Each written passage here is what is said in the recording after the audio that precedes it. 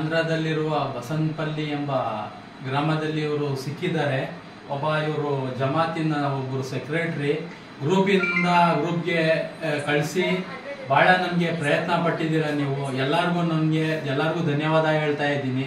ಮತ್ತೆ ಆರಕ್ಷಕರಿಗೆ, ತಿಲಕ್ ಪಾಲ್ ಆರಕ್ಷಕರಿಗೆ ಮೊದಲನೇದಾಗಿ ಅವ್ರಿಗೆ ಧನ್ಯವಾದ ಹೇಳ್ತೀನಿ. ಯಾಕಂದ್ರೆ ನಿಮ್ ಜೊತೆಲಿ ನಾವಿದ್ದೀವಿ ಅಂತ ಹೇಳ್ಬಿಟ್ಟು ಆರಕ್ಷಕರು ನಮ್ಮ ಜೊತೆಯಲ್ಲಿ ಸಾಥ್ ಕೊಟ್ಟಿದ್ದಾರೆ.